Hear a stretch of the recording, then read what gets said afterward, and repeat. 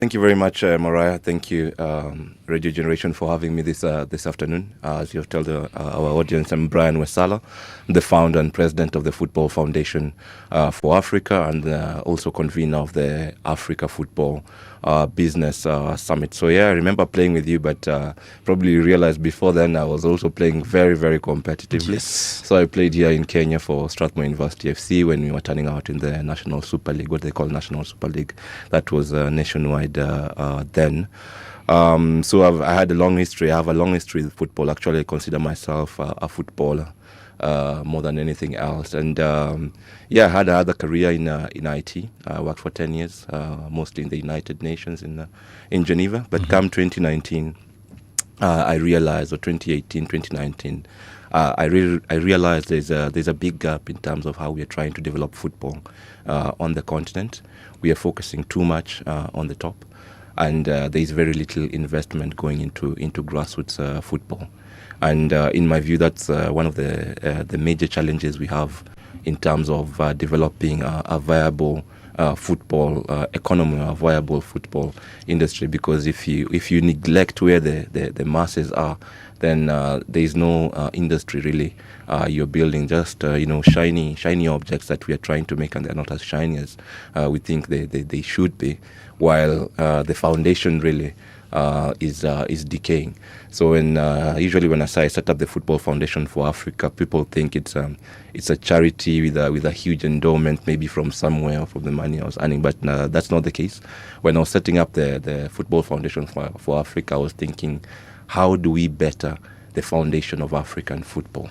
And that's by investing more in the grassroots. So here we are, 8 years into it. We are still trying to explore different solutions, models. Sometimes I tell people it's not that I identified a solution. I identified a challenge, and now it's working towards finding solutions to address this gap that we have in the African football industry. Now that you're talking about gaps in the football industry, let me not really touch on the African one. Yeah. I just want to pick these up from a conversation we were having when you were outside there. And that is the conversation involving Gianni Infantino. Because right now, there's a lot of hate that is being directed towards him. And all the guy did was to say, let's sell 20% of the World Cup stakes to private investors. And this money can go into developing of football, and especially, in fact, some of the places that he really touched on was Africa as one of the continents that would benefit in a very, very large way from that additional funding. I think this is a very interesting case, and of course, the backlash is expected because of the manner in which Gianni Infantino carried out this proposal. Without consultation, without the needed transparency, and also the way it was communicated. Top officials at FIFA were hearing these things for the first time in the media, and that's a big problem, especially for football globally. We have always struggled with issues of integrity in football, and then you come up with such a proposal without consulting your colleagues or consulting stakeholders. Of course, there will be a pushback.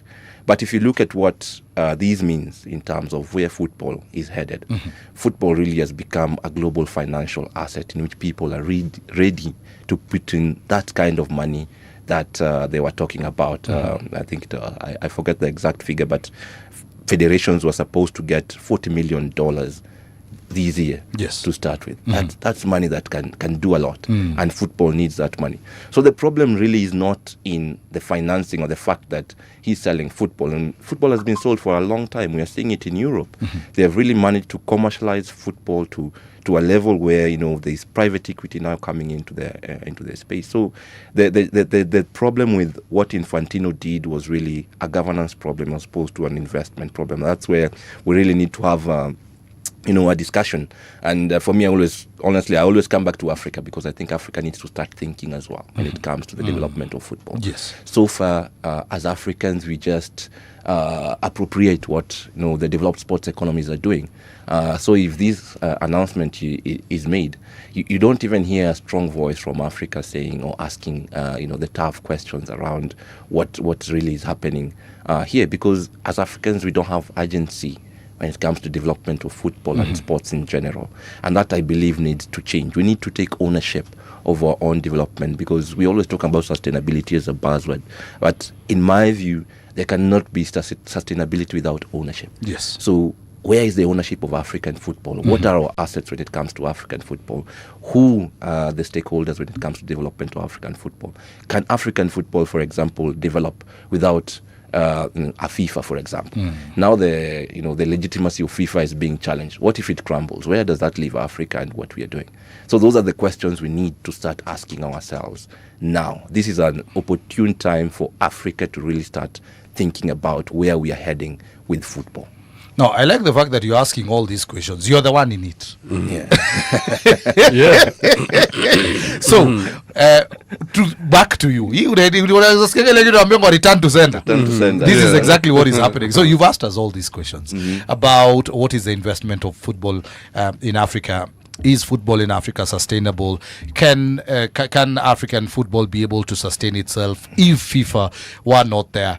I'm throwing it back to you, because you're the one in it, and I know you said you don't have all the solutions. Exactly. But basically, I'm sure as you walk around the continent, even as you sit back, even within your foundation, you've started identifying areas within which at least we can be able to respond to some of the queries that you've asked.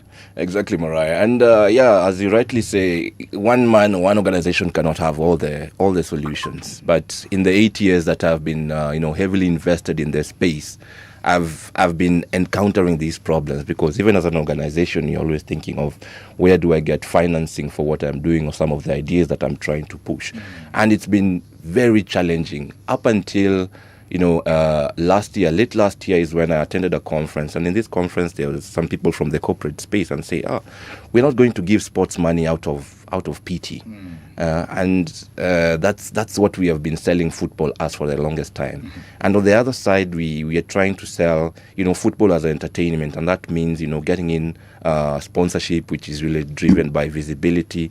But when you look at where we are now, especially as Africa, and we start to compete for sponsorship and this media attention, then we are way back, and it will become very difficult for us to compete against, for example, European football, for that matter, because that's where we are. Because of the liberalization of media, we are actually trying to compete with European football. So it's at this point when I thought football is still very important for this continent, but we don't have a clear way of financing it. And that's when I came up with the concept of football as infrastructure. Yeah. I mean, we need to start to understand football beyond its, social outcomes, which are important, and also beyond its entertainment value, to really look at football as infrastructure. And when I say this, I mean football is delivering education for our society. Football is delivering health for our society. Football is delivering employment for us. Through football, we are able to, improve social cohesion. So this is really infrastructure, and we should start looking at football in that way. And that changes the equation in terms of who do we approach for financing and why do they invest. And in this case, I'm saying if football is infrastructure, government becomes the primary investor.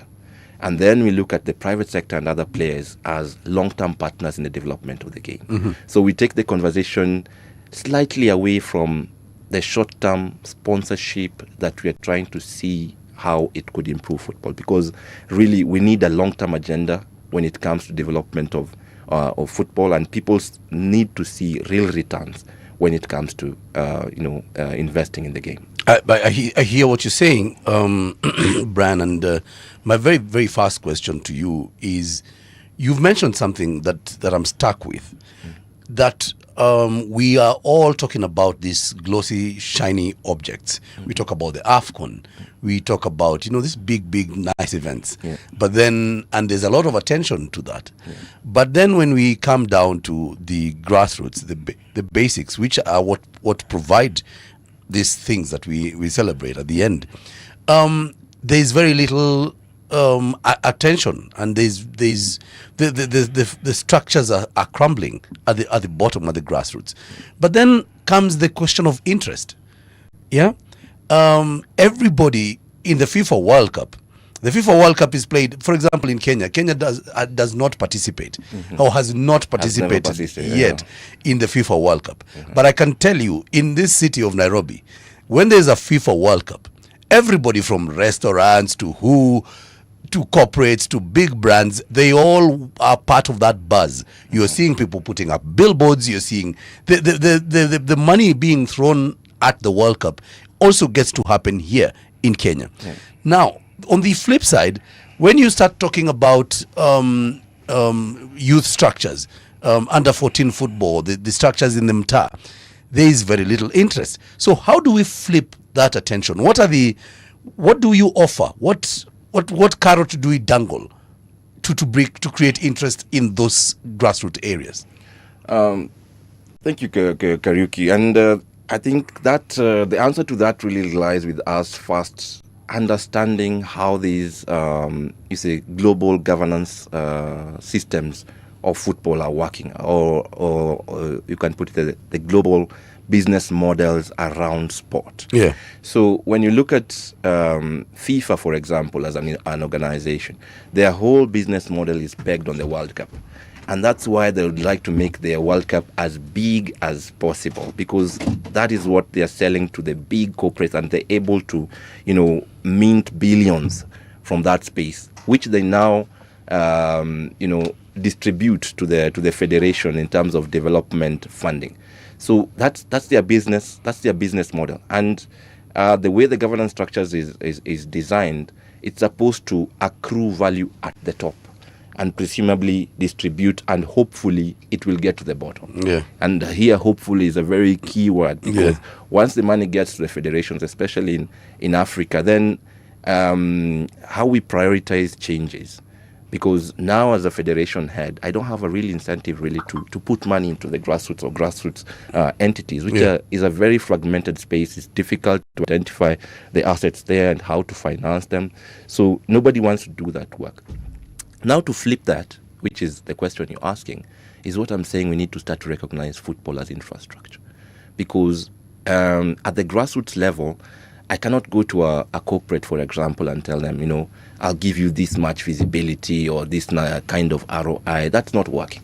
So that's why you need to look beyond that and now see how is football, for example, delivering health, and how can you measure that?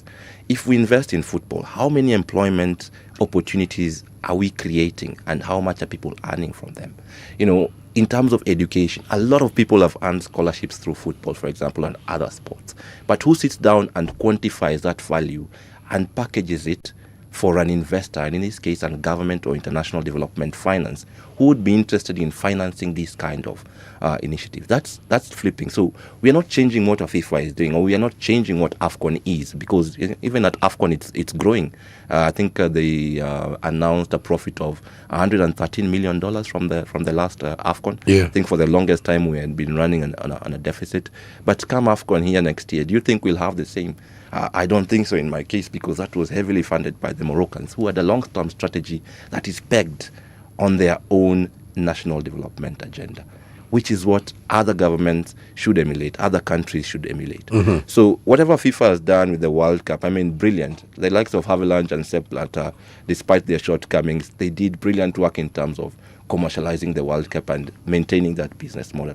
But now things have shifted drastically with the recent events following this World Cup. Yes, it was the richest, but the events that have followed up are calling us to question the model and whether it works for the many that are invested in this space. So for me, it's about changing how we think around football in order to flip that equation and make sure we can primarily invest in the foundations of the game, which are the grassroots. Well, I've heard a few things, and sorry, I needed to sort out something and I had to walk out.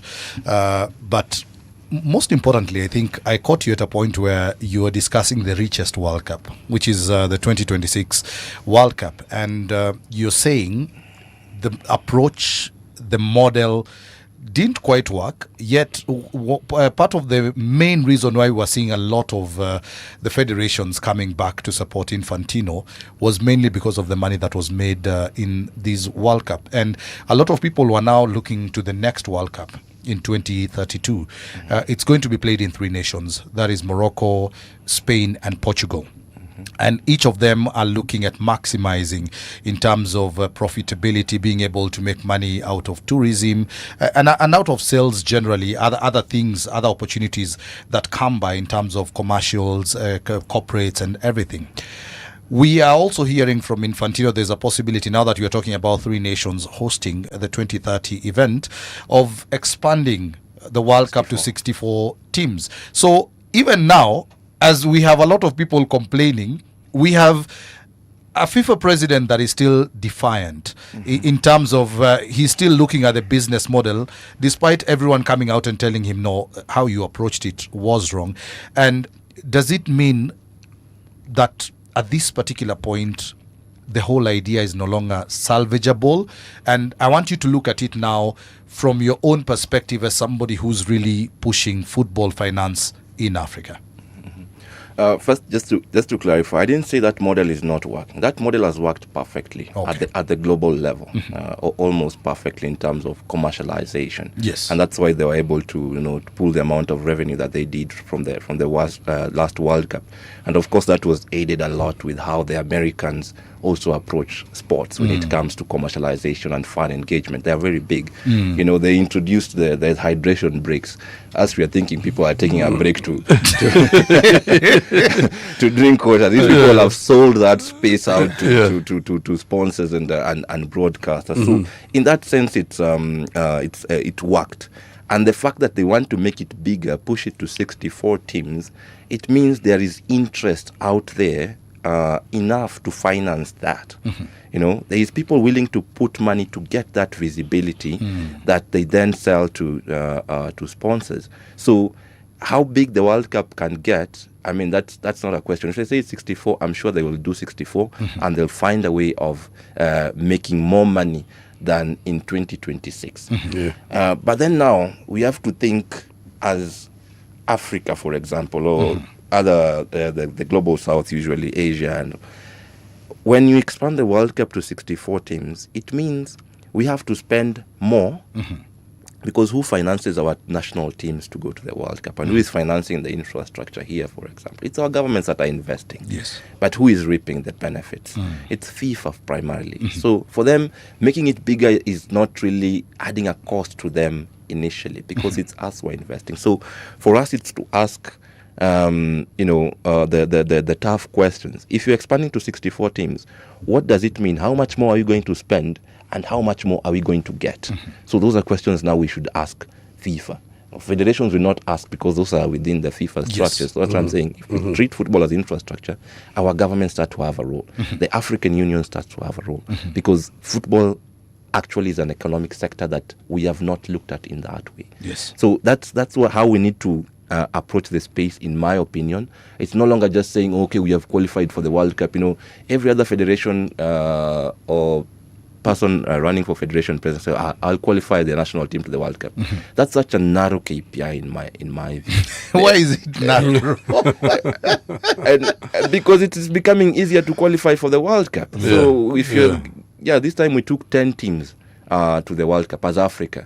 But did African football really become stronger from this? Yes, personally I believe so. How? Because you first look at how many teams made it to the round of 32. Let's start from there. Okay. Yeah. 9 made it to the round of 2, and then after that. We only had 2. That's from 2 to 0. to 0. But at least it's progress. It's progress really. But for me, I think we overplayed the progress. When there is 48 teams there, and 10 are from Africa. I mean, it has equalized in a sense. Looking at what was there before. But in terms of really strengthening African football, you don't really see it. Do we have stronger leagues as a result of having more teams at the World Cup? No. Probably not. Cases like Cape Verde actually... Let me and it's not arguing out my point. In fact, what I would say is the 2 teams that advanced the farthest have the 2 top leagues in Africa. Morocco and Egypt. and they have invested. So I'm well in agreeing their with you. football. Exactly. So basically, Yeah. we're not seeing any of the new teams that basically that made it, like Cape Verde, for example. Their league is not that big. It won't grow out of this particular experience. I just needed to back you, not really be against you. That's something to mention again. When you talk about teams like Cape Verde, those are heavily. I think Cape Verde is 100 dependent on players who are been raised in Portugal. In Portugal, Yes. in European. Actually, countries. Portugal, 70% of them. So it has no reflection of Cape Verde's local football setup. But you have to give it to Cape Verde as well. I think in terms of governance, being a small country, they have really done well in terms of improving football governance in the country. And if you can remember, I think it was 2008 when we beat them here to go to AFCON. Yes. And since then our trajectories have just gone in the opposite It was direction. 206. 2004. 2004, yeah. When Oliet scored a screamer at Nile Stadium. Yeah. And since then, those guys have been working. And if you read their story, they have been working on really improving their governance structures around football. And you can see the results. When you talk about that, there's a difference that I see, another point of conflict emerging at FIFA, the national team football, because the property of FIFA, or the currency of FIFA, is the national teams.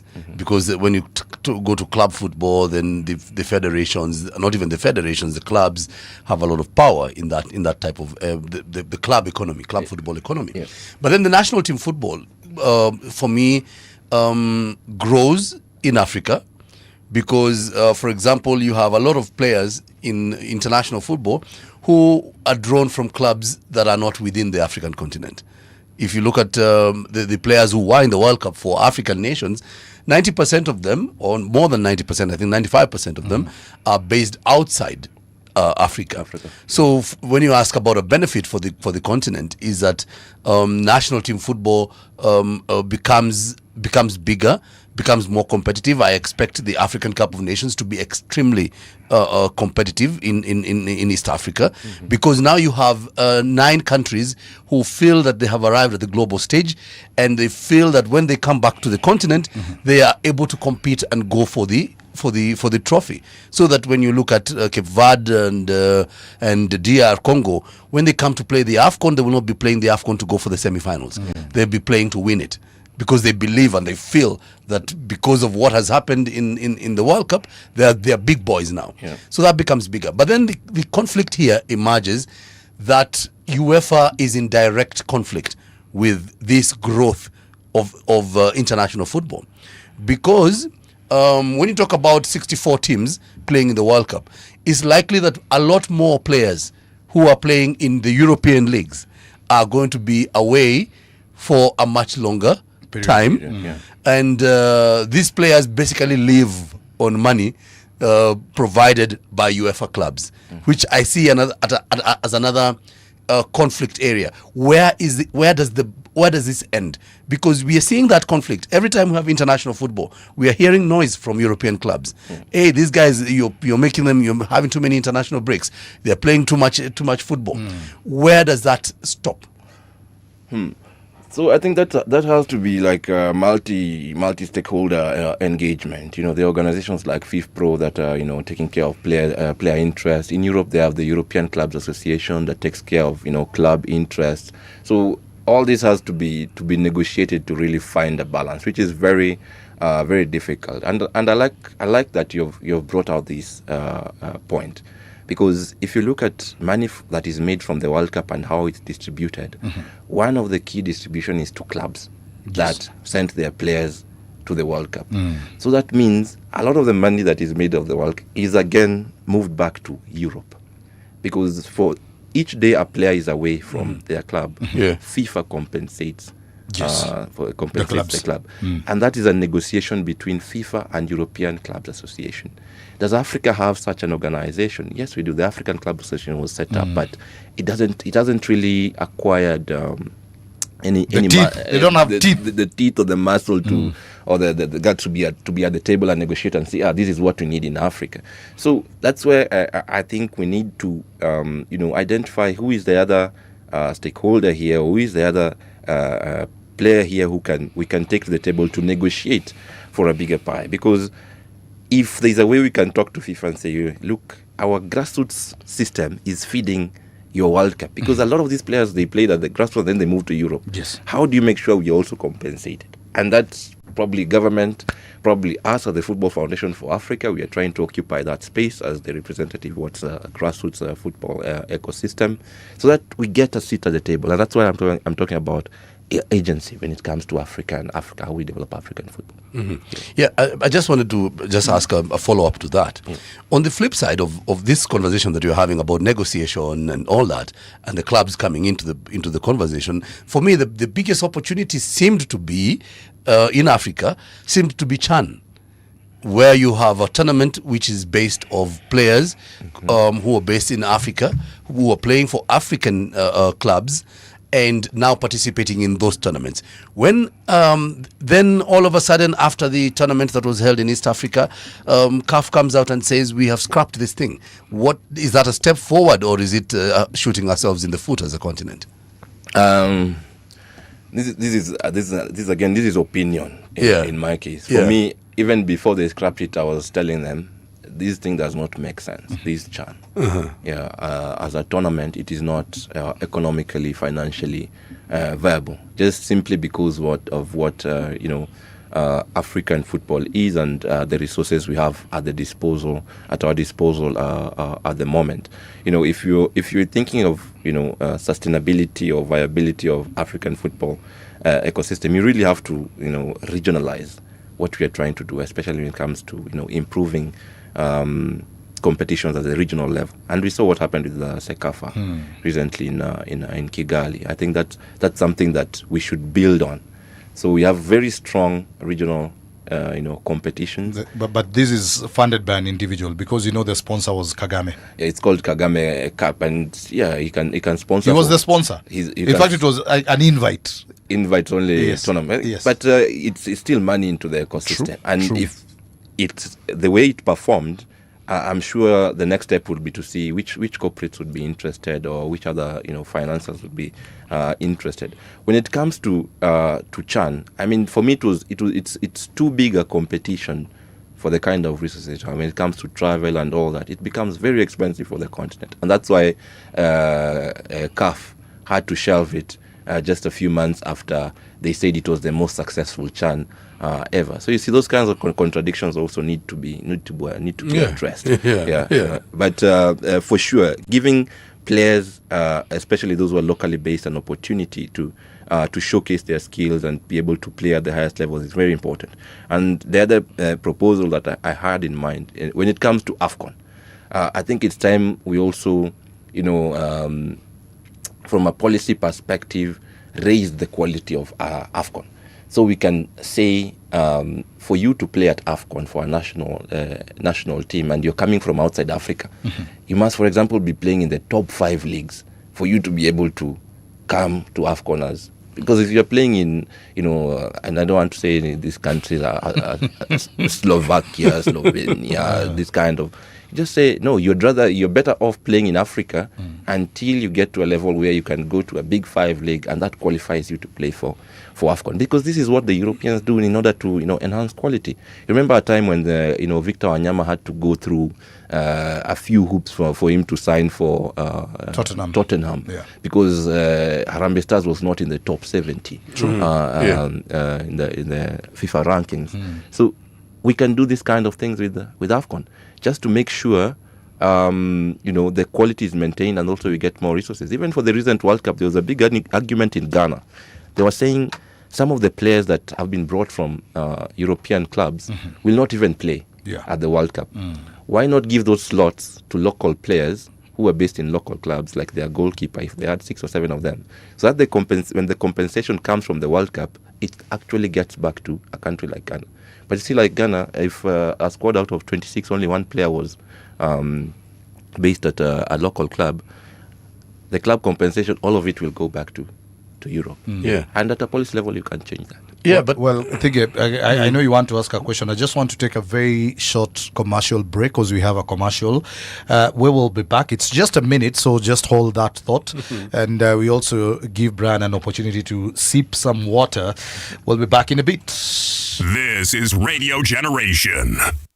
Turn this up. Your Saturdays will never be the same again. Starting on Saturday, the 15th of August, and every Saturday night from 7 p.m. to midnight, a legend takes over the airwaves. Everybody stand up and say I love you.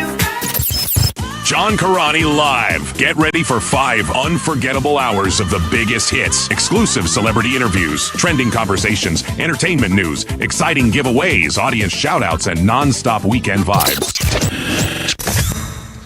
Oh yes, John Karani starts off this evening from 7 p.m. all the way till midnight, and I know Brio the DJ will be joining him from 9 p.m.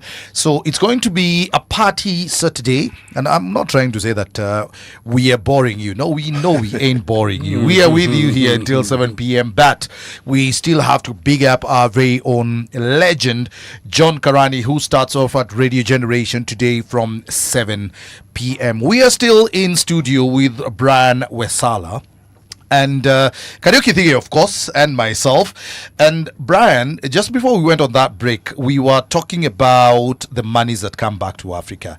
And I want to circle back to something you said earlier on in terms of the way the money trickles down, and you've been saying that a lot of this money goes back to Europe, and you've given a perfect example. I know you were in Ghana for like 2 or 3 weeks, and you just came back from Ghana, and you are the perfect example to talk about what you saw there, because there's only one player playing locally who represented the Ghana national team in the World Cup. So that particular player, because you've mentioned that in Africa, when you look at how it was negotiated in Europe, it was not even UEFA itself that negotiated. You said European Clubs Association. European clubs. Now it's called European Football Clubs. EFC. European football clubs. And you said we don't have something similar in Africa. Yet the model we've been following, and this is a FIFA model, and I think it's a model that has really been helping us. And it's totally separate. I don't want to lump these two together because these are two totally different things.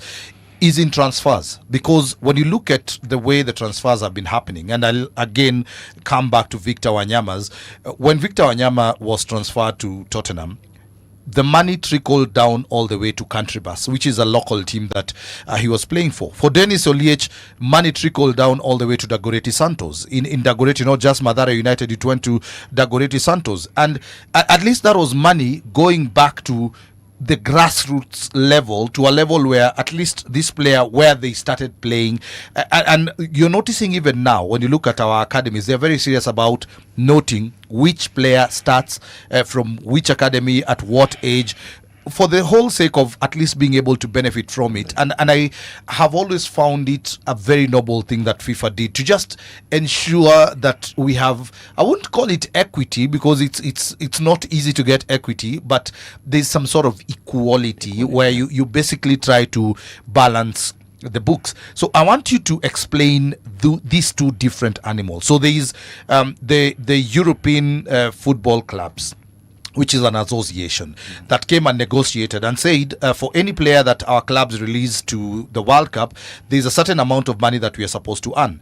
If a player gets injured while playing for the national team, there's also a certain amount that they use to compensate those players. So that is happening.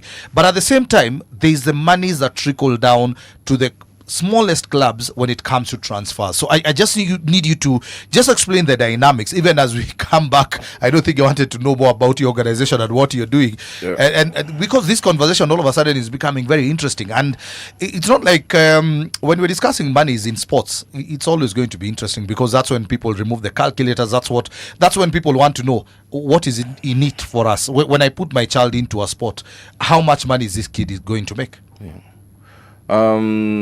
I think this is interesting. First of all, for the European football clubs, or previously ECA, when they negotiated with FIFA, they actually negotiated for the whole world. So they negotiated for European clubs, but whatever is implemented for the whole football economy. And it is interesting also that FIFA decided also to increase the distributions to clubs that provided players for qualifiers. So that's very positive from FIFA, if you notice. So if you participated in the World Cup qualifier and you release a player, you're supposed to be compensated for that. So that in that sense that's kind of working well, but still a huge chunk, a disproportionate amount of this money that FIFA is releasing will go to European clubs because they're basically anchoring the whole football economy. When it comes to the transfer system, there we have what you call the solidarity payments and the training compensation that are usually calculated. The calculations are a bit complex, but if you have them, you can between 12 and 23. I think there's what you are supposed to earn as development. So that's in percent. Is it of the total transfer? So I don't have the exact ratios, but I'll just give hypothetically. So if a player moves for 10 million, 5% of these figure is supposed to be distributed along the path that the player took. So all the clubs up from when he was 12 until 23, and then there is one that continues for every move. There's still money that comes back. Again, another noble initiative by FIFA that is even being explored in the health sector in terms of how they could compensate people, community health workers who are really their grassroots. But when you see how that is happening in Africa, despite the few positive examples you mentioned, we still have a big challenge because of the structures or the strength of our grassroots football communities or academies and clubs. For example, now I doubt Country Bus still exists where Wanyama came from, and whether that money really had an impact. So it's also, the onus is also on us to improve our grassroots system, and that's one I think Kariuki is coming to that. What we're trying to do at the Football Foundation for Africa, just to ensure that money flows into proper structures, and that's the only way we can grow. Because at the moment, a lot of money is still also trapped in Europe, this transfer money, because the money is there, but the club ceased to exist. Yes. And they will not come looking for, where did this club go, who should we pay, and all that. That given, we have really benefited from the transfer system. There's still a lot to be done in that space, because there's also like an information asymmetry when it comes to how the transfer system works. So, remember I interviewed Arsene Wenger a couple of years back, and he was saying when a player is moving from, how did he say, his first move to Europe, for example, is in the range of 100,000 to 300,000 USD. Yes. But when these players start making moves in Europe, within Europe, yes, it quickly escalates to millions. And that's you talk to the Europeans, they'll say we have made we have the ones who have invested, or they have made the what we call entrepreneurial risk to build stronger clubs, better facilities, and therefore it is due to them. But we can, if it's about equity, we can negotiate for more. You say, hey, 5% is too little. Can we move this to 50%? To 15%? And if we do, how do we make sure that actually that money comes back to improve football? Because a lot of this money is also ending up in private hands who are not necessarily interested in developing the game. So our infrastructure is not, improving. If the money is that, Wanyama or Liech, Olunga is doing well with Mofa. Yes. But if a lot of this money could be some of this money could come to a port where you say this is going to improve grassroots football facilities in schools, community pitches, then you'll see improvement, because that's what we need. Otherwise, there will always be the talk of big money moving in the transfer market, but when you look at the impact in Africa, it's really minimal. Yeah, and I like something that you've alluded to, which creates the entry point for the question, which I believe you're already anticipating. When the money comes from Tottenham, or money comes from wherever, and money finds itself through that solidarity fund system arriving at Country Bus, or at Santos, or elsewhere in this country, a club in Vihiga or thereabout. Who does it find? Or what in whose hands or in which hands does that money fall? You know, I'm laughing, Kariuki, is because Brian already asked, does country bus exist anymore? That's the question.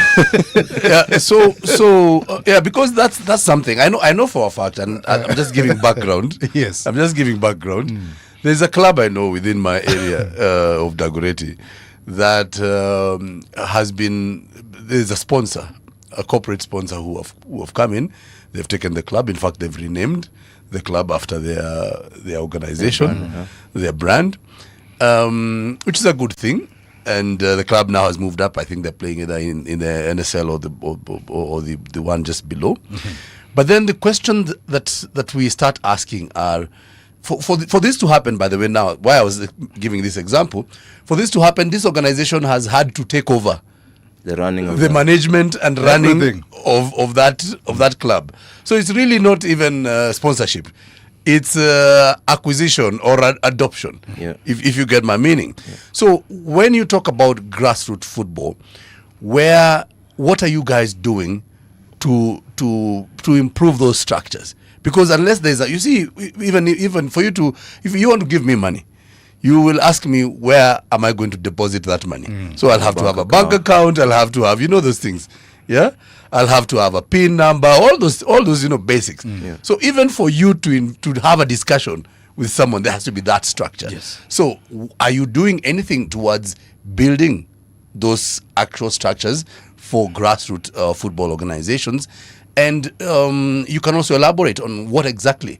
You can talk about development and all that kind of stuff, but really, when the rubber meets the road, what exactly are your interventions? I think that's a great question, Kariuki, and I don't want to overclaim. But at the same time, when I set up the Football Foundation for Africa, I remember very well I said, I identified 3 areas that we needed to focus on as a matter of priority.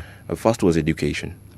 Education of the players primarily, because we have this tendency of just molding footballers and not creating opportunities for them. So we need to kind of force or guarantee that players pursue a dual approach to their careers. So I don't think anybody should ever disregard their formal education to pursue a football education. Should pursue football and education to the highest level possible. Not everybody. So the two should be, especially for Africa. Education, again, in terms of educating the industry. Because of the war, football or sports in general had been perceived on the continent for the longest time as being amateur and only about competition, we did not take time to develop the managerial science around sports. So if you find a lot of our universities, I think previously it was only KU, but now these other universities are coming up and trying to do some programs. But there is very limited sports management education on the continent. So that's something I also set out to address. 2 is governance, and that is, of course, closely tied to education. You cannot bring good governance and ask people who do not understand to implement.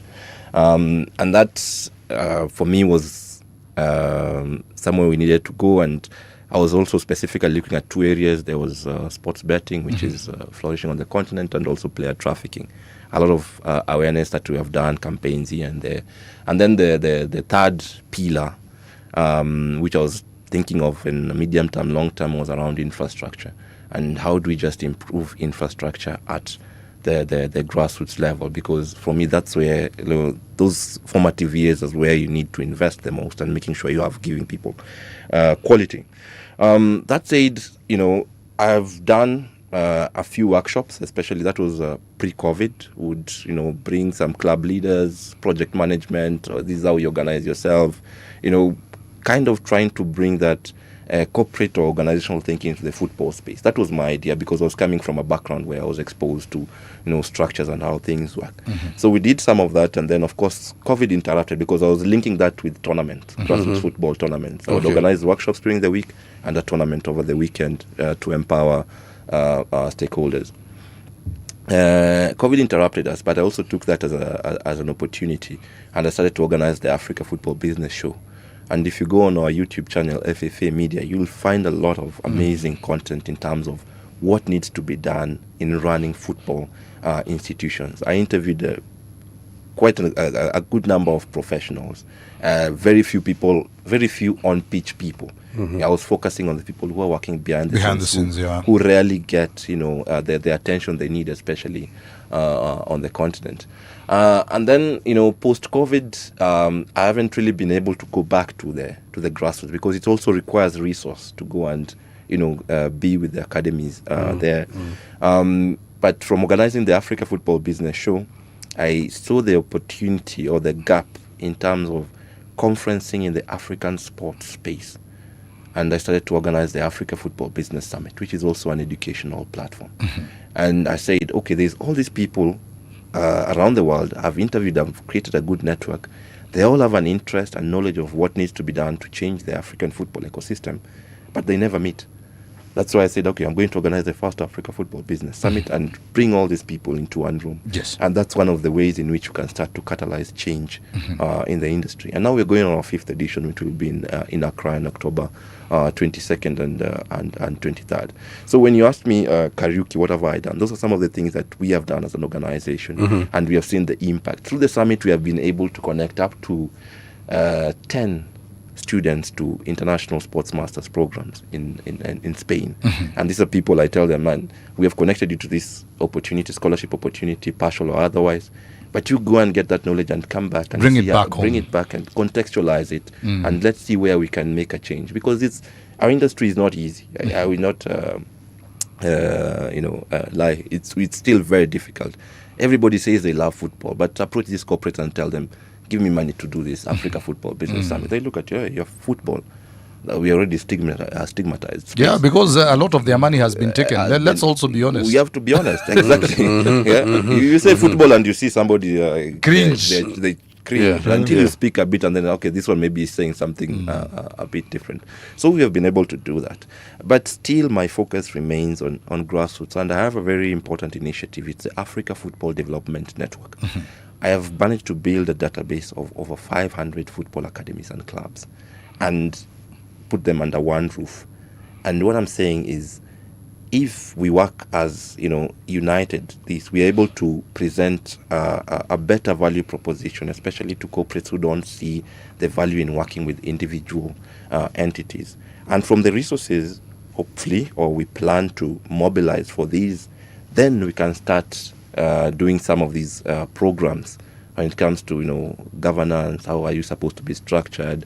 You need to have a bank account, you need to have a secretary, and some of these things can be done within, and it's also being done, by the way. If you go into the grassroots proper, you'll find some people doing an amazing job. It's only that it's not being showcased. Just leveraging, for example, parents, and they volunteer their skills, their time. Some of these academies are running really well. But now, how do you replicate that? For me, it's about bringing these people under one platform and trying to see how you can fashion them into more investable, entities. Okay. I had two questions because, every time Brian talks, there's something he says, and I want to circle back to it. Now, I want to link two things. What you've ended up with, in terms of you talking about the number of academies. There were 500 academies from across Africa that you've brought together. You have their contacts and you want them to work together to invest in their own, because what we sell is talent. As Africa, this particular moment, we are not making the monies, but we have the talent. Now, earlier on, you spoke about the smaller nations in Europe.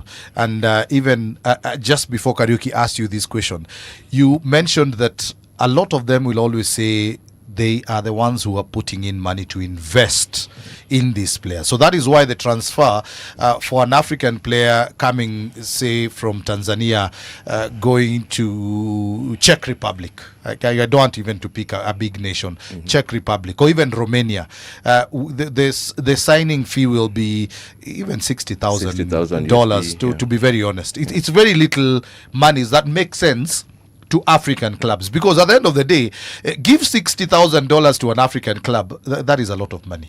When it comes to Europe, it's very small money. So this person has $60,000 at that particular moment, and then they sell on this player for, say, 15 million, and we are seeing that happening because they are the ones who Yeah. literally put in scouts who came and identified the talent in Africa. And not only did they identify the talent, they put in time. They paid these persons first salary. They taught them the basics because, and I'm not saying that we are not taught basics, but the way we are taught football in Africa and the way it happens out there is totally different. And as much as we say that football is not taught, you will realize there is a technical bit of it that actually is taught. There is a raw talent, and the raw talent is what we have, and then there is being able to get the technical bit of things around football. So the reason why I wanted us to link these two is to hear what the Football Foundation for Africa is also now doing to ensure that we don't have this wastage in terms of talent, one, that is leaving our continent, and the academies that you're working with. How are you ensuring that even as they sell their talent, they are selling their talent with the correct value? Because you see, that's the other thing that we need to look at. We have to get value ourselves here. Before we start complaining about somebody else who invested in Europe, even we ourselves, we are selling ourselves short. It is not that club that is making a mistake. It is us, because we are not seeing value in what we ourselves have been able to develop. So what are you doing to ensure that, one, we don't sell ourselves short?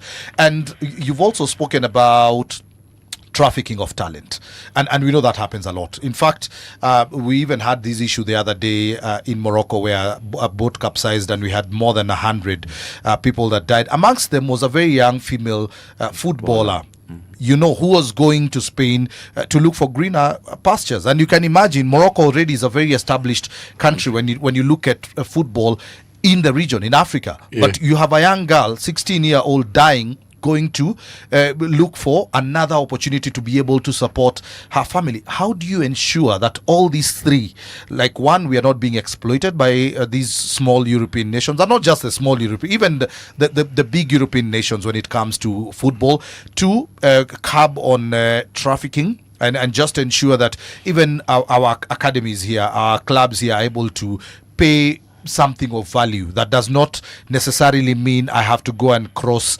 the Red Sea for me to get to the other side for me to get greener pastures. And then three, there's a whole thing of selling ourselves short. I mean, again, I don't want to overclaim in terms of what we have been able to do, but a lot of from where I sit, I get a lot of interest. There's always people who are coming to me, let's organize a tournament, I want to scout players and things like this. And I hesitate to get into that space. So I'm not in the talent export. But what I have tried to do with what I have is create that awareness or education. We have organized like online workshop for these academies and clubs, just around bringing in an expert on this is how agents are supposed to work. By the way, I'm not the biggest fan of agents. I hope one day we'll have a football ecosystem where players can just represent themselves. But it is what it is. It's a career in itself. So there's that. Creating awareness. And then what I'm saying, when you start to treat football as infrastructure, it means our governments need to get involved. They need to get involved. Our governments have no idea how and where these players are moving. Like the visa you are applying for, like when you're going for trials, usually they apply for tourist visa. You see, those kind of things should not be happening if you're thinking of football as infrastructure, and that has to be negotiated with the destination, whether it be Europe or the Middle East. If a player is coming for trial, they should, for example, have a sports visa that guarantees certain facilities. Those are some of the things we need to push at the policy level. But at this time, it's what I can say. I can use this platform here, for example, Radio Generation, to talk about this, and I hope a government official is paying attention. Say, that's probably a good idea, something we need to think about, because that's where the exploitation is happening. Nobody has transparency or visibility around the movement of players. How many Kenyans now are out on trials? If you go to government and ask them, how many players are out on trials? Actually, I think they have no idea. They have no idea, and they should have an idea. Even the federation has no idea, because anybody can come into the country and organize some tournament, pick a player and say, I'll take you to Europe. We get for you a tourist visa as long as we can organize your statements and all that. These things should not be happening under the football as infrastructure framework. So those are some of the things I'm pushing in terms of policy, and even for the summit, these are places where we can engage government and all these people. Yeah, I hear you. And just a very interesting bit of info. You're talking about not knowing how many players are out for trials. Did you know, because I've been in this football world for quite a bit of time, did you know that when I started doing football, you had no idea how many caps a player had? True. Yeah. You had no idea how many times a footballer has played, say, for the national team. The national team. Which is so basic. Yeah. Which is very but we did not know. Yeah. Until a guy, and I always like talking about it, and I give credit where it's due. A gentleman called Patrick Korir came in and spent a lot of time, of course not single-handedly, putting together a database of Kenyan football from its history. Hata hizi story tunaongeaga about goals, who has scored the most goals. That information, that database was created a few years back. Yes. I think 10 years or a little over 10 years ago. Back in before that, we had no idea. We had no numbers. We had no place where we were keeping. It was guesswork. Actually. Yeah, ilikuwa guesswork. Mimi nimecheza game mingi nikaa 40. Na I think nilifunga hii game. Pia ni kama nilifunga. Ngoja si kufunga, nilifunga ingine. Yes. Yeah, a lot of guesswork. So now coming back to what your work is, and I was listening very carefully to the areas of your intervention. I hear capacity building. I hear lobby. Yeah, creating lobbies, banding these organizations together to have a bigger voice, a more united voice, and the other is linkage, or networking, creating networks for these clubs with other interested parties. Now, what is your experience, and what is the approach to bringing? You see, because the footballers are one side of things. That's one side of the equation. The footballers, the management, the people in management, all that's one side. The other side is the money side, and for this to work, there has to be the money people have to come to the table. So what is that looking like for your organization? So that's again a very interesting area, because what we have been doing as the football industry has been going to the corporate and asking for sponsorship. Yeah. Or help me at the list. But let's talk about sponsorship, because that's how corporates look at football and sports. And in my view, sponsorship has not worked in Africa. Why and so? I think these corporates, they don't want to say, we don't see how this thing is working, and we don't understand, because it's something we have literally borrowed from a developed economy, a developed sports economy, and we are hoping it's working for us. And for us in the football space, of course, that's even when I was doing tournaments, hey, I want a sponsorship, I'm doing this and this and this, I'll give you this much visibility. But how does this visibility translate to ROI for this corporate sector guy? And is it really working? I know they have their frameworks which they measure, but again, I have to confess, I say, I don't think it is working. So one thing that needs to happen is for these two parties, the people with the money and us in the football space who have no money, to sit down in a room and actually come up with a formula or a structure. And for that to happen, it will take things like the Africa Football Business Summit, because that's where we are inviting corporates as well. We are not just speaking at footballers, which is usually the case. And some of them, maybe it has worked for some corporates. They can come and say, this is how it has worked for us. I've had some very excellent people come, for example, from South Africa, where they have models, sponsorship frameworks that have worked for them. How can we borrow that, for example? You find somebody from Ghana, for example. MTN has been sponsoring their FA Cup for the longest time. We need to hear about their experience. What has worked, what has not worked, and what needs to change. Kenya, for example, I'm sure there is some sponsorship that has worked, but at the moment, I think it's only betting companies that are interested in football. And for them, it's easy. As long as we are in front of these eyeballs, we are good to go. We don't care what else happens. But I'm sure there's something to learn from what they're doing. So, short answer, I don't have an answer, but we need to have that conversation. And we need to create that space where we can have that conversation. Yeah. Okay. Again, this has been it's very enriching to have that discussion. And the other question I'll ask is to close that loop. I've talked about the football fraternity, players, managers, coaches, etc.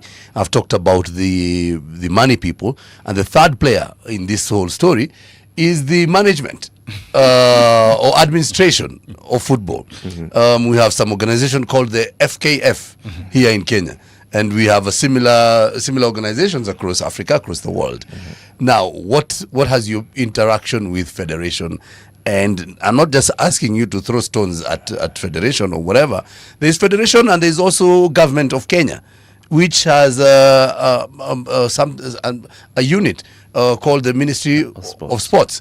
So what is your interaction with that, and what role, or how, the question is, how do those organizations come in to this same conversation?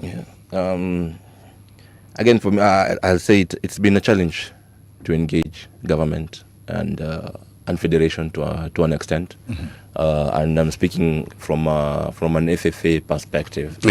And I understand why. These people are not used to anything that does not say FIFA, CAF, FKF. So when you go there and say, I'm from the Football Foundation for Africa, and this is what I'm trying to do, the first question comes up: are you working with CAF? Actually, that should be the automatic question. You're very right. But for me, and I'll go into this, I think the sports space, the football space, still operates in the colonial era. And that's one of the reasons we're not moving. So there's no enterprise happening. You rightly call them administrators. We need to move beyond having administrators in sports. We need managers. We need entrepreneurs to grow an industry. Administrators are there to implement whatever they have been given on paper, arrange fixers, arrange for this trip, arrange for that, But who is thinking how to grow this sport? Who is thinking how we're going to bring in more money into the sport, and actually what outcomes are we looking for? So that's the challenge we have, I feel, across Africa. If you go to Europe, there's been a transformation there, and there's numerous organizations. Some of them even don't talk to FIFA or to UEFA, but they're within the football space, and they're making money because of the services they are providing. Africa now, it's happening slowly, but as FFA, we are among the first, and people still don't. If you go to the federation, Hussein is somebody I've talked to, a couple of times. He knows me quite well, but he probably still doesn't see your value. Even if I brought Africa Football Business Summit here with various stakeholders, he doesn't see the real value in this. He attended, by the way. The government, again, these are people who, most of them have tried to go there, and not to badmouth or to throw stones at them. It's just the system within which they're operating that they don't understand there's something different, or we can do this differently. So they're expecting, as a federation, we'll come and ask for, sports fund, or our national team is traveling, we need funds, so you need to be operating within the... But when the FFA comes and says, I'm organizing the Africa Football Business Summit, and I'm inviting the minister to come and engage with stakeholders and see what are some of the opportunities or challenges that the industry... So, hey, what is this FFA? What is Africa? What do you mean you're organizing a sports conference? In fact, those are the challenges we have, and we have to be honest. Let's go beyond the challenges, because I feel at this particular point, it's more, I don't know whether to call it ignorance, because I feel there is a bit of ignorance, but I feel what you as FFA should be doing is a lot of advocacy at this particular juncture. And I appreciate the fact that you came to Radio Generation. We right now, what we are pushing is this same advocacy, because I will ask you the question that maybe Hussein and other federations are not asking you directly. what is the opportunity for federations when it comes to making money in Africa? Because if you look at the way our federations are modeled, we are over-reliant on FIFA. You said it earlier on. But now, let's go beyond this is happening. What is the opportunity at this particular space? As FFA, what would you say if we take this direction? If we want to grow football in Kenya, for example, if we were to follow direction A, B, C, D, there is a possibility the game will not only grow locally, but it also will grow within the continent. I mean, football is already happening. So that for me, that's the opportunity. It's what you design around that and the assets you have within, your control. Yeah. A federation, for example, has a national team. There's no competing asset. Just run it well, and you will get more money into the system. People want to associate with your national team. You don't have. There's no competing asset. We have just talked about player transfers. If you invest well in structuring those grassroots, academies, clubs, and it's not all of them. You just need to identify 2 or 3, support them, create working models, and others will replicate. Then, even then, you can start to negotiate for better, for better deals, because somebody can see the amount of investment you've put in. So for me, that's really where the opportunity is. And I digress a bit because I don't want to lose this point. The importance of engaging all stakeholders. If you look in Africa, I tell people we don't need more footballers, or we don't need to create footballers, but we need people who can build this continent, and those people we can only create them through education. A lot of these players moving abroad, even for that 60,000, 100,000. They've been to secondary schools, primary schools. What if we understood that was part of their development, and therefore a school should be able to claim part of this money and invest in the school infrastructure? True. Not the sports infrastructure, the school infrastructure. We have better schools, and that's a lot of money. For that money to go into a school and have computer labs or whatever it is, facilities. This is the way our federations need to start to think. And with the football as infrastructure, let me say, for me, because the federation and the way they have been fashioned over the years, it's going to be very difficult to change how they operate. Probably our government are the ones that need to change how they work with the federation. Yes. Because if football is infrastructure, the government takes primary ownership. Yes. I don't want to say ownership because when it comes to ownership, there will be a lot of, but they should be able to regulate the space more. And when it comes to working with the federation, they should be asking the federation, what service are you providing for us? How are you servicing our football industry? And that's what we are going to pay for.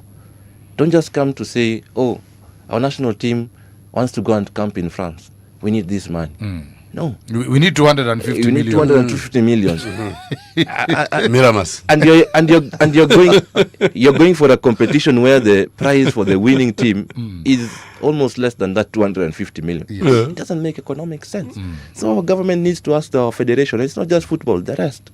Okay, you want this money. What service are you giving me? What development activities are you undertaking? How many of my people are you employing? This football, are they earning? Are you running an entity that is actually creating employment? Because that's what government wants.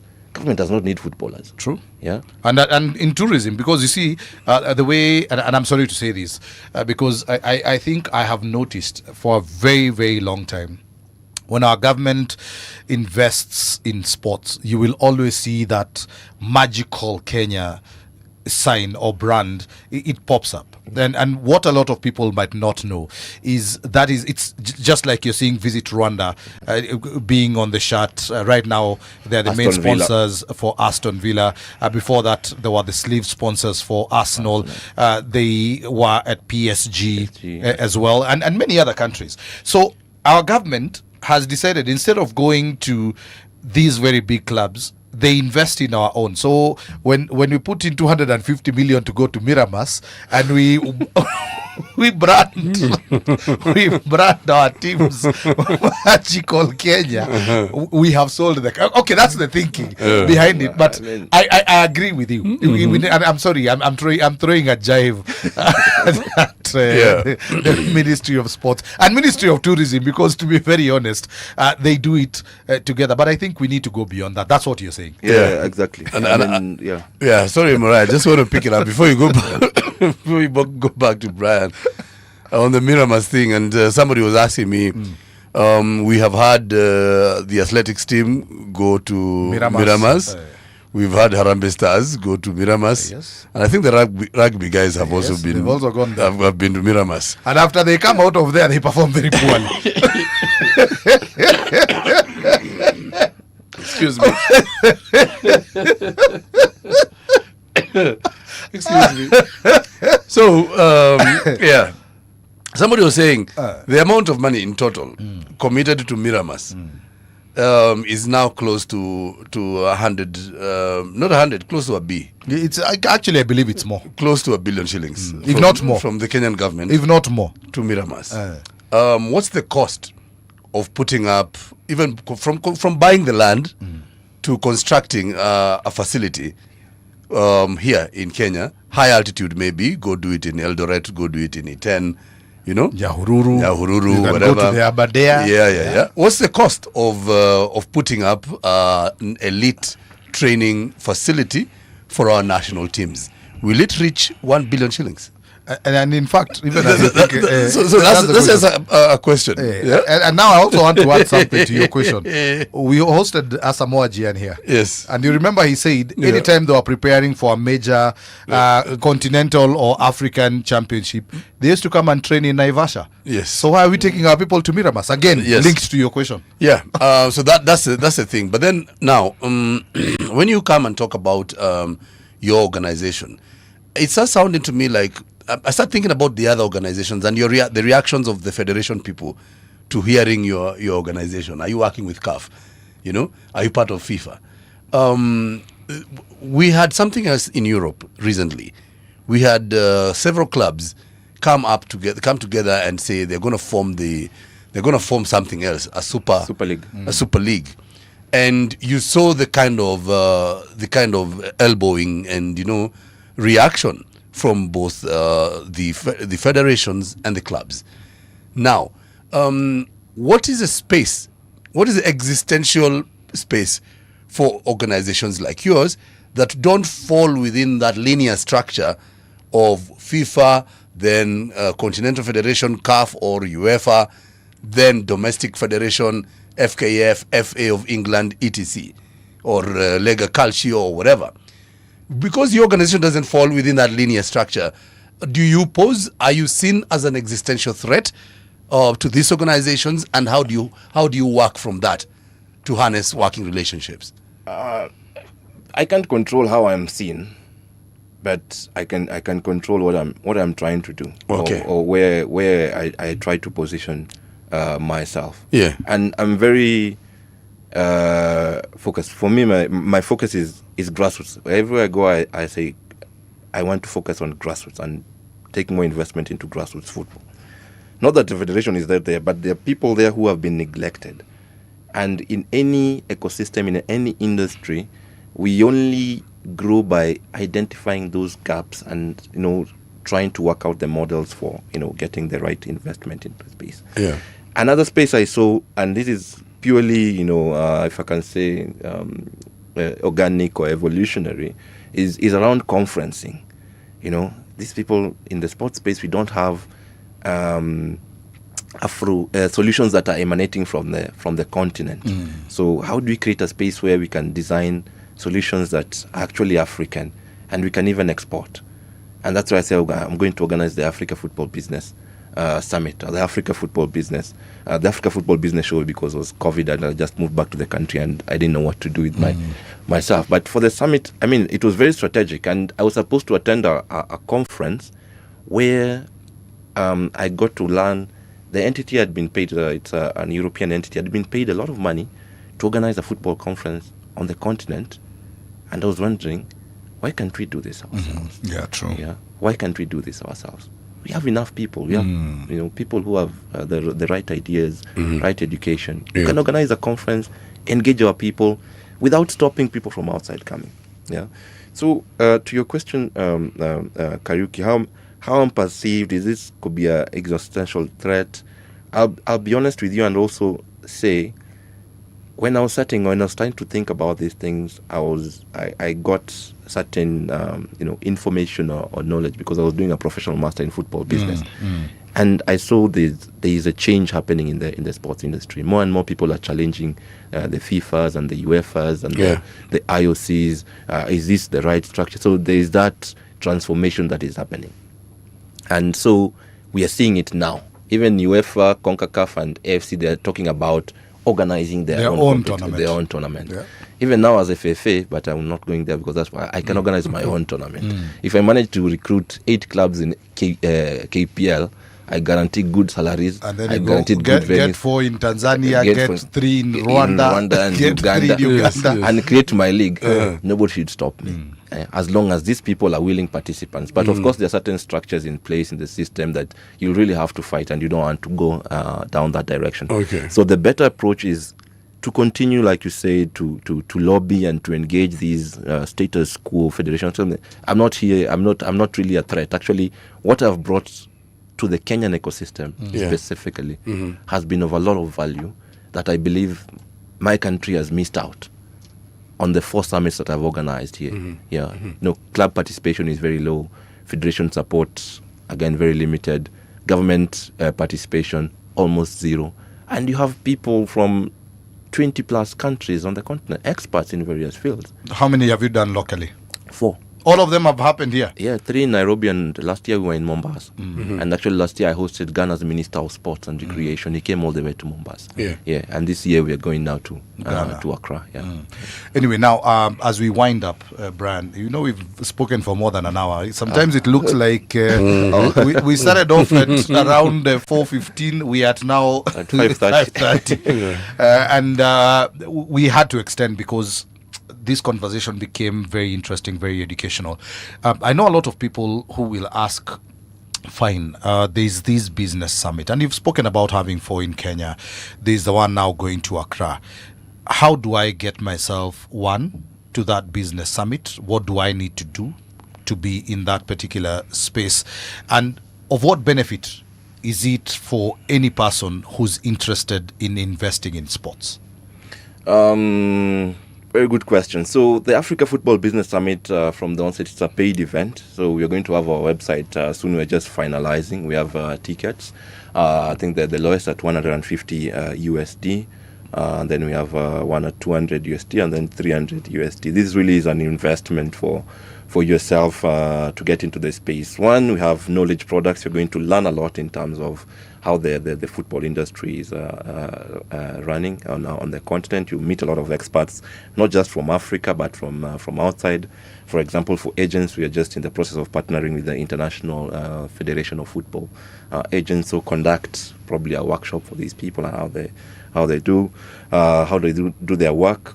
And then, of course, there is those opportunities. You can identify opportunities to invest or to be invested in. And I'll tell you something interesting that's happening in this country that probably people...